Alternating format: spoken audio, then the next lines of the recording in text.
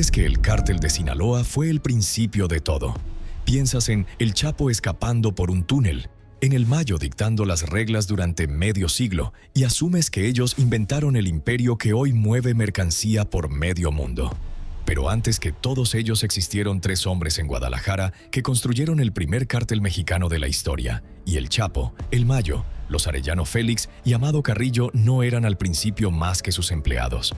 Esta es la historia de los 3 fundadores del cártel de Guadalajara, y cuando termines entenderás por qué el narco que conoces hoy es solo la herencia rota de lo que ellos levantaron. Uno de los 3 tomó una decisión que no acabó solo con él. Dinamitó el imperio entero y selló el destino de los otros 2.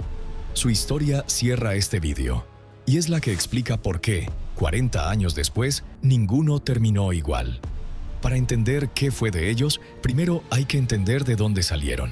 A mediados de los 70, el narco mexicano no tenía cárteles. Tenía clanes dispersos por la sierra de Sinaloa, familias que cultivaban amapola en lo alto de las montañas y bajaban la goma a la costa para producir opiáceos. Por encima de todos reinaba un hombre llamado Pedro Avilés Pérez, el León de la Sierra.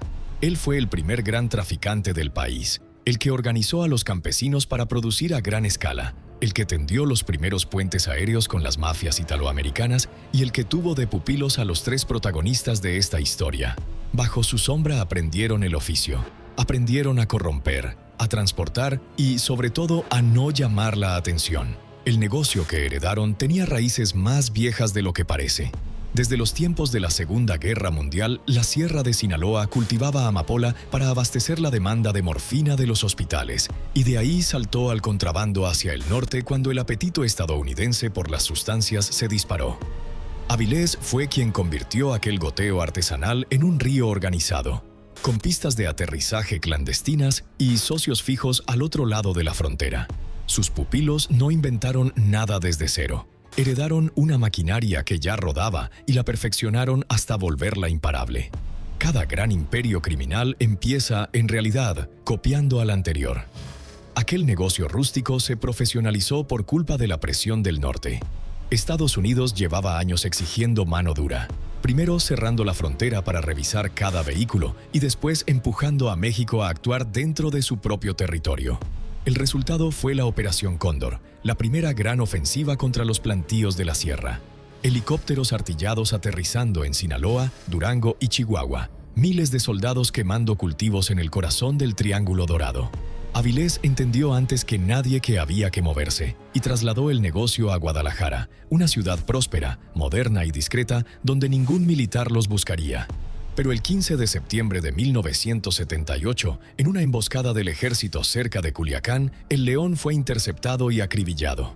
Con su muerte, sus discípulos heredaron un terreno ya preparado, contactos en marcha y una lección grabada a fuego: el que organiza, sobrevive. 3 de esos discípulos estaban a punto de reescribir la historia criminal de América. Y ninguno olvidaría jamás cómo cayó su maestro. Los primeros años en Guadalajara fueron los del esplendor. Lejos del acoso militar de la sierra, los 3 herederos montaron una operación que parecía una empresa multinacional disfrazada de negocio familiar. Compraban ranchos, fiestas, autoridades y silencios con la misma facilidad. La ciudad se llenó de dinero que nadie sabía de dónde venía, o que todos sabían y nadie quería nombrar.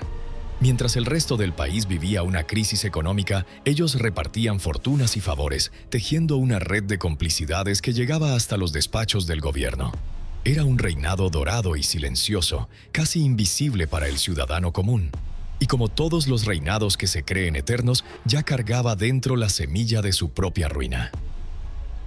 Miguel Ángel Félix Gallardo, el jefe de jefes. Nació el 8 de enero de 1946 en Bellavista, un pueblo del Valle de Culiacán, y empezó su carrera del lado equivocado de la leyenda. Era policía. Agente de la Judicial Federal, llegó a ser escolta de los hijos del gobernador de Sinaloa, un puesto que le enseñó algo mucho más valioso que cualquier cargamento. Aprendió cómo funcionaba el poder por dentro, qué funcionario tenía precio y cuál no, cómo se movían los hilos del Estado desde el sillón del que manda. Mientras otros traficantes pensaban en kilos, él pensaba en estructuras. No fue el más violento ni el más temido de los 3, fue simplemente el más inteligente. Su ascenso se aceleró bajo el ala de Avilés, que vio en aquel expolicía un talento raro en el gremio. Sabía hablar con los de arriba sin temblar. Cuando el león cayó acribillado, Félix Gallardo no peleó por el trono a tiros, como habrían hecho otros. Lo ocupó con cálculo y paciencia. Entendió que los clanes sueltos se eliminaban entre ellos y atraían a las autoridades como el rastro atrae a los tiburones. Así que hizo lo que ningún criminal mexicano había hecho antes: unificó. Bajo su mando, la producción, el transporte y la distribución dejaron de ser negocios aislados y rivales para convertirse en una sola maquinaria coordinada que abarcaba medio país. Donde había caos disperso, él impuso un organigrama. El narco mexicano pasó de ser un oficio de montañeses a ser una empresa nacional. Y entonces dio el salto que lo cambió todo. Hasta principios de los 80, México solo movía su propia hierba y sus propios opiáceos hacia el norte, como mucho. Félix Gallardo se convirtió en el primer mexicano capaz de sentarse de igual a igual con los colombianos. Y a través del hondureño Juan Ramón Mata Ballesteros tendió el puente con los carteles de Medellín y de Cali. El acuerdo era sencillo y devastador. Los sudamericanos no lograban ya meter su polvo blanco a Estados Unidos por el Caribe, donde la vigilancia los asfixiaba, así que empezaron a mandarlo por tierra mexicana. Félix Gallardo ya tenía las rutas trazadas, los policías comprados y la infraestructura lista para servirles. México dejó de ser un patio trasero y se volvió la puerta principal de toda la mercancía del continente. Por cada cargamento que cruzaba, el cártel se quedaba con una tajada colosal. Con el tiempo, los colombianos dejaron de pagar en efectivo y empezaron a saldar la cuenta con parte de la propia mercancía. Y ahí cambió todo. Los mexicanos dejaron de ser simples transportistas a sueldo para convertirse en dueños de su propio producto, con sus propias rutas de distribución dentro de Estados Unidos. Sin proponérselo, los colombianos estaban criando a quienes acabarían destronándolos. Y la única llave de esa puerta la tenía un solo hombre. El poder del cártel en aquellos años no se entiende sin un nombre que pone los pelos de punta: la Dirección Federal de Seguridad, la agencia de inteligencia del propio Estado mexicano. Sus agentes no perseguían a los capos, los protegían, les entregaban credenciales oficiales, les abrían camino en los retenes. El cártel y una parte del gobierno eran, en la práctica, socios del mismo negocio. Esa impunidad blindada permitió a Félix Gallardo operar durante años a plena luz del día, viviendo como un empresario respetable de Guadalajara, con casas, autos y relaciones en la alta sociedad, mientras movía toneladas hacia el norte. Se creía intocable, y durante mucho tiempo lo fue de verdad. El problema de sentirse intocable es que uno deja de mirar hacia abajo. Su fama trascendió el hampa y se coló en la cultura popular. Años después, cuando ya estaba preso, el grupo Los Tigres del Norte titularía uno de sus discos más vendidos El Jefe de Jefes, y el alias se volvió sinónimo de la cúspide del poder criminal en todo el continente. Pero Félix Gallardo nunca buscó esa fama ruidosa. La suya fue siempre la del hombre en la sombra, el que prefería una reunión discreta a un tiroteo en la portada de los periódicos. Y precisamente esa discreción es la que explica su obra maestra final. Porque mientras los demás capos presumían, él ya estaba calculando el día después de su propia caída. Esa obra maestra, la que de verdad explica el narco de hoy, llegó cuando todo empezaba a derrumbarse. Tras la caída de sus dos socios en 1985, en lugar de pelear por quedarse con todo, hizo lo contrario de lo que dicta el instinto criminal: repartió. Mantuvo un perfil bajísimo durante un par de años y luego convocó a los capos más importantes del país a una reunión en la ciudad turística de Acapulco. Allí, como quien reparte una herencia familiar, dividió el territorio nacional en plazas y asignó a cada jefe una región exclusiva donde operar y cobrar peaje. A la frontera de Tijuana mandó a sus sobrinos, los hermanos Arellano Félix. El cruce de Ciudad Juárez quedó para Amado Carrillo Fuentes, el futuro señor de los cielos. El corredor del Pacífico se lo repartieron el Güero Palma y un joven discreto y ambicioso llamado Joaquín Guzmán Loera. Estaba privatizando el negocio, devolviéndolo a la clandestinidad para que sobreviviera aunque él cayera. Sin saberlo, acababa de dibujar el mapa de todas las guerras que vendrían. Porque aquel reparto que parecía un gesto de orden era, en realidad, una bomba de relojería. Las plazas que Félix Gallardo entregó como regalo se convertirían, una década después, en los cárteles que se masacrarían entre sí por esas mismas fronteras que él había trazado casi en una servilleta. El cerebro creyó estar diseñando un sistema eficiente que evitaría los conflictos entre socios. En realidad, estaba sembrando los campos de batalla del futuro. Cada frontera repartida fue una mecha encendida a cámara lenta. La ironía más amarga es que sus propios herederos terminaron eclipsándolo. Aquellos lugartenientes a los que repartió plazas se convirtieron en nombres 1000 veces más sonados que el suyo. El Chapo protagonizaría fugas de película. Amado Carrillo movería mercancía en aviones enteros. Los Arellano Félix sembrarían el terror en Tijuana. Y mientras sus discípulos llenaban titulares, el maestro que los había creado a todos se hundía en el olvido tras unos barrotes. El hombre que inventó el sistema fue devorado por el sistema que inventó. Así suele pagar la historia a los arquitectos del crimen. El final personal llegó el 8 de abril de 1989. La Policía Judicial Federal lo capturó en casa de un amigo, en una calle tranquila de un barrio acomodado de Guadalajara, sin que se disparara un solo tiro. El hombre que había organizado el crimen de un país entero cayó como un vecino cualquiera, traicionado por la misma red de contactos que un día lo había blindado. Lo condenaron a 40 años por delitos contra la salud, acopio de armas y cohecho. Y en 2017, cuando creía que ya lo habían juzgado por todo lo imaginable, le sumaron 37 años más por el homicidio del agente Camarena. La aritmética era una condena dentro de la condena. No saldría libre hasta superar los 100 años de edad. Para un hombre nacido en 1946, esa cuenta solo significaba una cosa: morir adentro. Sus abogados lo intentaron todo. Pidieron prisión domiciliaria alegando su salud devastada y en 2022 llegaron a conseguirla sobre el papel, con un brazalete electrónico de geolocalización permanente. Pero el beneficio se cayó por un detalle casi absurdo. La empresa encargada de monitorear el dispositivo terminó su contrato y sin nadie que vigilara la pulsera lo regresaron a la celda. El jefe de jefes había organizado a la mafia más poderosa del continente y comprado a medio aparato del Estado, pero no pudo contra la burocracia de un brazalete sin contrato. La libertad se le escapó por un simple cable administrativo. Su laberinto legal es, en sí mismo, un retrato de su poder pasado. Cada vez que una corte parecía abrirle una rendija, otra instancia la cerraba de golpe, como si el sistema entero temiera dejar salir al hombre que un día lo había comprado por completo.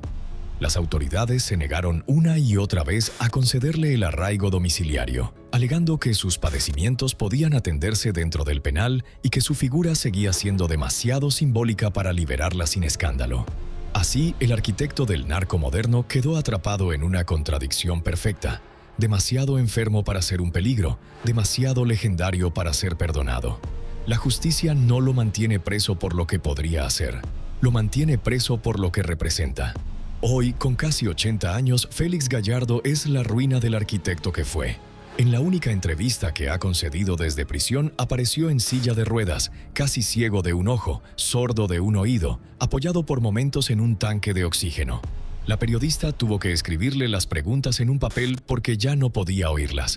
Arrastra más de 20 padecimientos diagnosticados: glaucoma, diabetes, hipertensión, una neumonía adquirida en la propia celda, un carcinoma en la cara, hernias que apenas lo dejan moverse. «No tengo pronóstico de vida», dijo frente a la cámara, casi sin voz. Hasta un veterano ex jefe de operaciones de la agencia estadounidense se mostró sorprendido al verlo tan destruido. El jefe de jefes diseñó un imperio que le sobrevivirá durante generaciones. Él, en cambio, apenas se sobrevive a sí mismo. Pero de los 3 fundadores, solo uno terminó de una forma que nadie, absolutamente nadie, habría apostado. Y es el siguiente: Ernesto Fonseca Carrillo, Don Neto. Nació el 1 de agosto de 1930 en Badiraguato, Sinaloa, la cuna de casi todos los grandes capos mexicanos. Era el mayor de los 3, el decano, el que ya traficaba cuando los otros aún eran críos correteando por la sierra. Por eso, dentro del cártel no cumplía el papel de guerrero ni de visionario, sino el de consejero, el hombre al que se acudía cuando había que tomar una decisión delicada o calmar un conflicto entre socios calientes. Lo llamaban Don Neto con respeto, no con miedo. Y ese matiz, con los años, terminaría salvándole la vida. Su trayectoria venía de muy lejos. Estuvo metido en el contrabando desde comienzos de los 70, operando primero desde Ecuador y trasladando después toda la operación a territorio mexicano. Cuando la Operación Cóndor expulsó a los traficantes de la sierra, Don Neto fue de los que emigró a Guadalajara y ayudó a sentar los cimientos del nuevo cártel. Aportó lo que más valía en aquel mundo violento: experiencia acumulada, contactos viejos y mano izquierda para negociar sin que estallara la violencia. Junto a su sobrino político Caro Quintero, impulsó la producción masiva de sustancia verde a una escala que México jamás había visto, y tejió alianzas con los colombianos para que el polvo blanco fluyera limpio por las rutas del norte. Mientras Félix Gallardo organizaba y Caro Quintero producía, Don Neto engrasaba la máquina con paciencia de anciano. Era el más viejo y por eso el más cauto de todos. Su red familiar fue tan importante como su dinero. De su entorno surgió Amado Carrillo Fuentes, el futuro señor de los cielos, que se formó a la sombra del viejo capo antes de heredar la Plaza de Juárez y revolucionar el trasiego con flotas enteras de aviones. Don Neto era, en cierto modo, el patriarca que conectaba generaciones de traficantes bajo un mismo apellido y una misma lealtad. Su influencia se medía en favores, no en cadáveres. La agencia estadounidense encargada de perseguir el tráfico ilegal rastreó incluso parte de sus operaciones de lavado hasta San Diego, al otro lado de la frontera, donde el capo movía capitales como cualquier inversor con corbata. Don Neto no era un hombre de tiroteos ni de exhibiciones. Era un hombre de despachos, de comidas largas y de favores devueltos a tiempo. Y precisamente por eso su caída resultó tan reveladora, porque desnudó hasta qué punto el cártel vivía abrazado al poder. El 7 de abril de 1985, apenas 2 meses después del crimen que lo cambiaría todo, Don Neto fue rodeado y detenido en una lujosa mansión de Puerto Vallarta. El detalle es demoledor y lo dice todo sobre aquella época. La residencia donde se ocultaba estaba vinculada al entorno del propio gobernador de Jalisco. El cártel no se escondía del poder político. Vivía cómodamente dentro de él, en sus casas, bajo su techo, protegido por sus apellidos. Lo condenaron a 40 años por el homicidio del agente Camarena y del piloto mexicano Alfredo Zavala. Y con esa sentencia, el consejero más sereno del cártel entró en el sistema penitenciario para no salir en 4 décadas. O eso parecía entonces. Su travesía por las cárceles fue larga y dura. Don Neto recorrió los penales más temidos del país, del reclusorio norte al altiplano y luego a Puente Grande, las prisiones de máxima seguridad donde se encierra a lo peor de lo peor. Pero a diferencia de sus socios, él nunca dejó de jugar la partida desde adentro, apoyándose en su edad y en una lista de enfermedades que crecía cada año. Reumatismo, glaucoma, un tumor en el colon. Cada dolencia se convertía en un argumento legal. Mientras Félix Gallardo se hundía y Caro Quintero huía, el viejo consejero simplemente esperaba, paciente, a que el reloj jugara a su favor. Y el reloj, tarde o temprano, siempre cobra sus deudas. Su paciencia dio fruto. En julio de 2016 le concedieron prisión domiciliaria por motivos de salud y pasó a cumplir el resto de la condena en una residencia tranquila de Atizapán, en el Estado de México, lejos de los barrotes y rodeado de los suyos. Mientras Estados Unidos exigía su entrega para juzgarlo de nuevo, México se negó en redondo ya en 2015, argumentando que el capo había sido procesado y sentenciado en casa por la muerte del agente. Fue el único de los 3 fundadores que esquivó por completo la extradición. Y eso era solo el preludio de su milagro final. Porque el 5 de abril de 2025, a los 95 años de edad, Ernesto Fonseca Carrillo cumplió el último día de su sentencia y quedó completamente libre. 40 años exactos, ni uno más ni uno menos. De los 3 hombres que fundaron el cártel, es el único que ha terminado de pagar su deuda con la justicia y puede moverse hoy por México sin vigilancia alguna. Cuando preguntaron al gobierno por aquella liberación, la respuesta fue glacial en su sencillez. Simplemente había cumplido su condena, no había nada más que añadir. La agencia antinarcóticos estadounidense todavía mantiene activa su ficha de búsqueda y lo reclama por cargos pendientes en California. Pero el viejo capo no parece perder el sueño por ello. Su sentencia terminó. Su historia, en cambio, no. Su liberación cayó como una bomba en un momento delicado. Estados Unidos presionaba como nunca a México por el tráfico ilegal y la impunidad. Y de pronto, uno de los hombres condenados por la muerte de su agente más célebre salía caminando, libre y sin ataduras, a los 95 años. Para muchos fue la prueba definitiva de que el tiempo, en el mundo del narco, también es una forma de impunidad. Mientras dos de sus socios se pudrían entre rejas o esperaban una condena perpetua, el tercero respiraba el aire libre de su tierra natal. La diferencia entre ellos nunca fue la culpa, fue la paciencia, porque el anciano que salió de aquella casa no salió a esconderse en silencio. En noviembre de ese mismo 2025, ya con 95 años a cuestas y 18 enfermedades diagnosticadas, Don Neto presentó una demanda formal contra el Estado mexicano exigiendo que le devolvieran las cuentas bancarias y los bienes que le habían incautado allá por 1985. 4 décadas después de su detención, el último fundador con vida en libertad no pedía perdón ni clemencia ante las cámaras. Reclamaba su fortuna de vuelta, con papeles, abogados y demandas de amparo, como quien reclama una herencia atrasada. Don Neto no le ganó al cártel ni le ganó a la justicia. Le ganó al tiempo, que es el único juez que no acepta sobornos. Y ahora llegamos al tercero, al que dejamos para el final porque su decisión no terminó solo con su libertad, terminó con el imperio entero. Rafael Caro Quintero, el narco de narcos, venía de lo más bajo. Hijo de campesinos de la Sierra de Sinaloa, sin estudios y con la tierra árida como única escuela, empezó cultivando lo único que conocía y escaló a una velocidad que asustaba a los propios capos veteranos. Era el más joven de los 3 fundadores y también el más ambicioso, un hombre capaz de pasar de jornalero descalzo a millonario en menos de una década. Lo apodaban el príncipe por su gusto por el lujo, los autos deportivos y las mujeres, y construyó a su alrededor una aura de galán norteño que los corridos no tardaron en cantar de cantina en cantina. Pero su verdadero talento nunca estuvo en gastar, estuvo en sembrar. Caro Quintero convirtió el cultivo en una industria de proporciones nunca vistas en el continente. Su obra más colosal fue el Rancho El Búfalo, una extensión inmensa en pleno desierto de Chihuahua, entre los municipios de Jiménez y Camargo, donde levantó el mayor plantío de sustancia verde de la historia de México. Las cifras desafían la imaginación. Se estima que entre 8 y 10 mil personas trabajaban allí, muchas de ellas campesinos reclutados a la fuerza desde Durango, Sinaloa, Veracruz y Oaxaca, alojados en campamentos clandestinos dentro de la propiedad y vigilados como una mano de obra cautiva sin salida.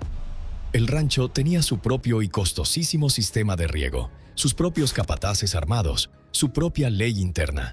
Era literalmente una ciudad entera dedicada a producir mercancía para el mercado estadounidense.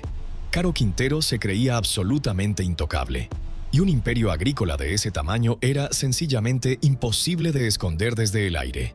Lo que ocurría dentro de aquel rancho era una forma de esclavitud moderna. Los campesinos que llegaban buscando un jornal honesto se encontraban atrapados, sin posibilidad de irse, obligados a trabajar bajo el sol del desierto entre alambradas y vigilantes armados. Muchos ni siquiera sabían con certeza qué estaban cultivando hasta que ya era demasiado tarde para marcharse. El plantío era tan descomunal que se distinguía desde los aviones de reconocimiento, y esa misma desmesura, ese orgullo de creerse demasiado grande para caer, fue precisamente lo que lo condenó. Caro Quintero había levantado un monumento a su propia ambición. Y los monumentos, por definición, se ven desde lejos. El 7 de noviembre de 1984, el ejército mexicano cayó sobre El Búfalo. Cerca de 450 soldados, apoyados por helicópteros artillados, arrasaron el plantío, detuvieron a cerca de 3.000 jornaleros y destruyeron alrededor de 8.000 toneladas de sustancia verde, el mayor golpe a un cultivo en la historia del país hasta aquel momento. Para que te hagas una idea real de la magnitud, hablamos de un cargamento cuyo valor, ajustado a los precios de hoy, ascendería a cientos de millones de dólares, evaporado en cuestión de días entre las llamas del desierto. Para el cártel fue una hemorragia financiera brutal, un golpe en pleno corazón de sus finanzas. Para Caro Quintero fue, sobre todo, una herida personal e íntima. Estaba en su Badiraguato natal cuando le llegó la noticia, y mientras los demás capos contaban las pérdidas en silencio, él solo daba vueltas a una idea fija que le quemaba por dentro. Alguien, desde muy cerca, lo había traicionado. Mandó llamar a su contacto colombiano, Mata Ballesteros, y le encargó averiguar cómo era posible que el ejército supiera tanto de un rancho tan oculto y de todo el dinero que movía. La respuesta tardó semanas en llegar, pero fue letal cuando lo hizo. Había un infiltrado entre ellos, y el primer nombre que vino a la mente del capo fue el de un hombre al que consideraba casi un compadre. alguien que se había ganado su confianza con paciencia. Esa confianza traicionada es la que encendió la mecha de la catástrofe. Porque cuando un hombre con el poder de Caro Quintero se siente engañado, no busca justicia, busca venganza. Y aquí está la decisión que lo cambió todo, el momento que te prometí al principio de este video. El infiltrado era Enrique Camarena, alias Kiki, un agente encubierto de la agencia estadounidense que llevaba años operando en Guadalajara y enviando informes que habían guiado los operativos contra el cártel. Lo que vino después fue el error más grande en toda la historia del narco mexicano. El 7 de febrero de 1985, alrededor de las 3 de la tarde, Camarena salía del consulado de su país para comer con su esposa cuando un grupo de hombres lo interceptó en plena calle, a la vista de todos los transeúntes. No eran sicarios callejeros improvisados, eran agentes de la Dirección Federal de Seguridad, la propia inteligencia del Estado mexicano, esa misma que cobraba por proteger a los capos. Se llevaron al agente, vendado y a punta de pistola, a una casa de seguridad del cártel. Allí fue torturado durante al menos 2 días enteros, con un médico presente cuya única función era mantenerlo consciente para prolongar el interrogatorio el mayor tiempo posible. Su cuerpo, junto al del piloto Zavala, apareció un mes después en un rancho de Michoacán, marcado por el horror. Caro Quintero acababa de eliminar a un agente estadounidense, y con él, sin entenderlo siquiera, había firmado la sentencia de muerte de todo el cártel. Porque aquel homicidio no fue un crimen más en una larga lista de violencias. Fue el detonante exacto que hizo estallar el sistema completo desde dentro.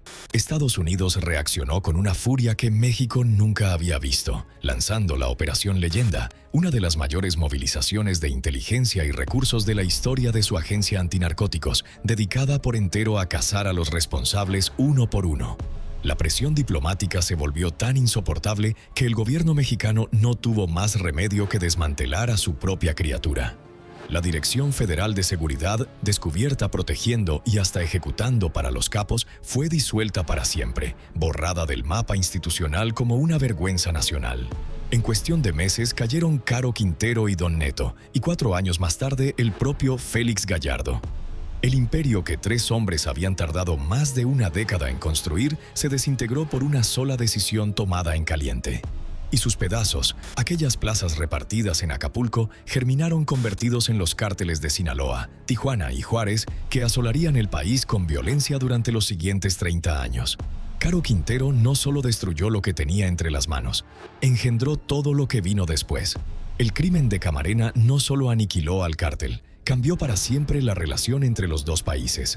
La agencia estadounidense, hasta entonces modesta y con pocos recursos frente a otras dependencias, se transformó en una potencia con presupuesto, influencia y sed de venganza institucional. El nombre de Kiki Camarena se convirtió en bandera, en mártir, en motor de una guerra contra las sustancias que se prolongaría durante décadas y costaría cientos de miles de vidas en todo el continente. Cada operativo posterior, cada extradición, cada recompensa millonaria nació de algún modo de aquella tarde de febrero en Guadalajara. Un solo agente torturado pesó más que 1000 toneladas de mercancía. Y Caro Quintero cargaría con ese peso hasta el último día. La primera huida del príncipe fue tan espectacular como su ascenso. Apenas 40 días después del homicidio, hacia mediados de marzo de 1985, abandonó México rumbo al sur, convencido de que su dinero lo protegería en cualquier rincón del continente. Se refugió en una lujosa finca de Costa Rica, rodeado de comodidades, pensando que la tormenta amainaría con el tiempo. Se equivocó por completo. La presión estadounidense no conocía fronteras, y las autoridades costarricenses lo capturaron y lo devolvieron a México para enfrentar a la justicia. El príncipe creyó que el mundo era demasiado grande para atraparlo. El mundo, de pronto, se le había vuelto diminuto. Su historia, sin embargo, todavía guardaba giros casi imposibles de creer. Detenido en 1985, pasó 28 años encerrado hasta que en 2013 un tribunal mexicano ordenó liberarlo de forma fulminante, alegando un error en su proceso judicial original. La justicia de su propio país lo dejó salir por la puerta grande, ante la incredulidad y la rabia de Washington, que jamás aceptó aquella excarcelación y lo siguió considerando un objetivo prioritario. Estados Unidos, que nunca olvidó a Camarena, llegó a ofrecer $20 millones por su recaptura, la recompensa más alta jamás fijada por un capo mexicano. Caro Quintero se desvaneció en la sierra que mejor conocía. Para Washington, su libertad era una afrenta insoportable. Aquellos años de fuga lo convirtieron en una obsesión binacional. Caro Quintero no era un anciano retirado disfrutando de su vejez en paz. Su sola libertad era una bofetada para Estados Unidos, que veía cómo el responsable de la muerte de uno de sus agentes paseaba libre por las montañas del norte.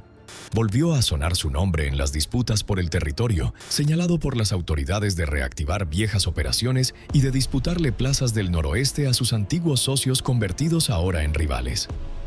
Los enfrentamientos por el control de Sonora y la frontera con Arizona resucitaron en regiones que llevaban años en calma, y con ellos regresó la violencia a pueblos que creían haberlo enterrado para siempre. La leyenda del viejo príncipe seguía pesando demasiado entre los cerros. Por eso, cuando el 15 de julio de 2022 la Marina lo localizó por fin en una zona rural del municipio de Choix, en Sinaloa, el alivio fue tan grande como la sorpresa por el método. El detalle es casi una burla del destino. El hombre más buscado del continente fue encontrado escondido entre los matorrales por un perro de búsqueda y rescate llamado Max. El príncipe no cayó por un gran operativo de inteligencia internacional. Cayó por el olfato de un can. El desenlace definitivo llegó el 27 de febrero de 2025. México lo entregó a Estados Unidos junto a otros 28 criminales de alto perfil en una operación sin precedentes, gestada al más alto nivel político entre ambos gobiernos y celebrada en Washington como un símbolo de justicia para la familia de Camarena. Esposado y encadenado por el pecho y la espalda, el fundador del primer cártel mexicano pisó por fin el suelo del país que llevaba 40 años persiguiéndolo y fue trasladado directamente a una corte de Nueva York, donde se declaró no culpable de todos los cargos.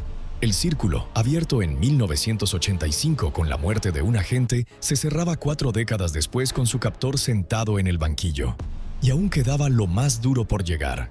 Hoy, el narco de narcos espera juicio recluido en un centro de detención federal, encerrado en una celda de poco más de 3 metros cuadrados, sometido a 23 horas diarias de aislamiento bajo medidas administrativas tan severas que ni siquiera sus propios abogados logran reunirse con él para preparar la defensa. Su equipo legal denuncia que padece serios problemas de salud y que las condiciones de su encierro rozan lo inhumano. La fiscalía retiró la pena de muerte, pero pide para él cadena perpetua, y el juicio quedó fijado para el año 2027.